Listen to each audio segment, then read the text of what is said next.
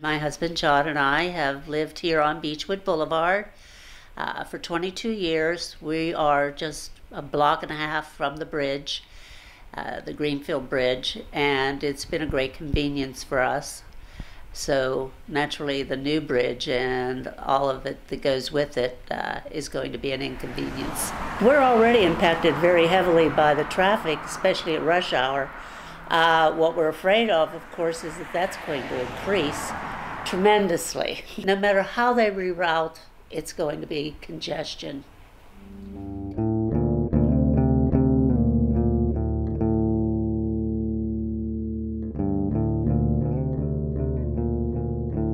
I have a young grandson, so we go up to the park and play.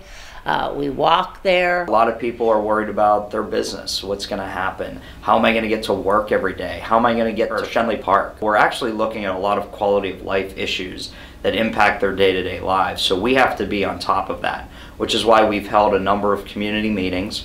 We're going to also hold a couple in the fall as well to talk more about the details of the explosion itself, what residents need to do to get ready, and then again, the bus lines are a big problem. There's no doubt that we need the bridge, but it's just going to be such a mess. And unfortunately, with most of these projects, it turns out to be longer than they say. So that's a concern. My grandson's 7, he might be in college when they finish it.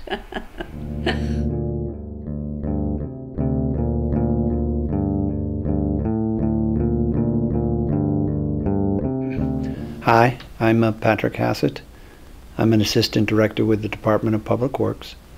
I oversee the Bureau of Transportation and Engineering, which is a bureau responsible for the oversight of all the federal transportation projects in the city, including, in this case, the Greenfield Avenue Replacement Bridge project. The bridge is commonly known as the Greenfield Bridge, but in reality its official name is the Beechwood Boulevard Bridge. In fact, if you look on the bridge, you'll see carved in stone that name.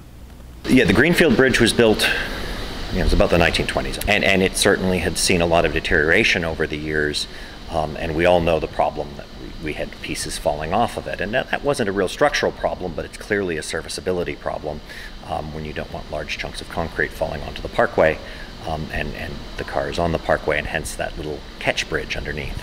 They are going to blow the bridge up. Quite literally. They will go in, they will strip off a huge amount of the bridge. It will not be the complete bridge. Most of the deck will be gone, all the fixtures will be gone, and then they will cover the parkway with a large amount of sand in order to protect the parkway when the bridge drops. And they will drop the bridge onto the parkway and onto all the land adjacent. Certainly there will be glasses rattling in cabinets, and I would personally take expensive artwork off the wall.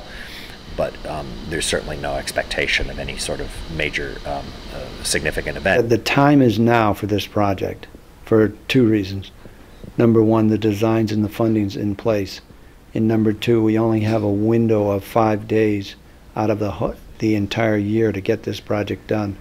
And those 5 days are between Christmas and New Year's, which are the lowest volume days on the interstate. So we either do it this Christmas of 2015 or we have to wait a whole nother year.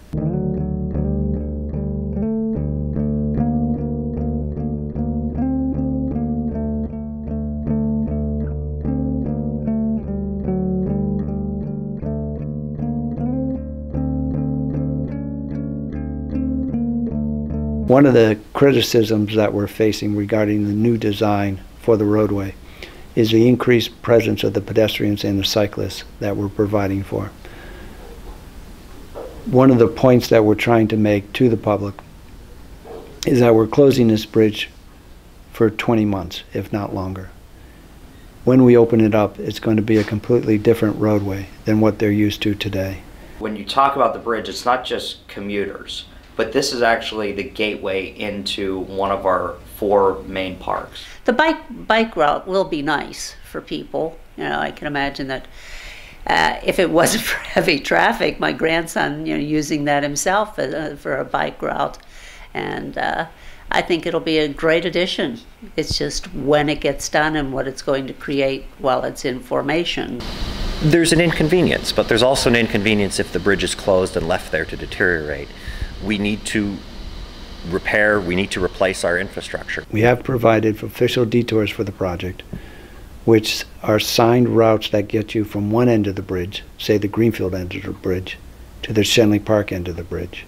But we all know that people are going to find their own way, and they have 6 other alternatives. How many use which alternatives, we don't know at this point.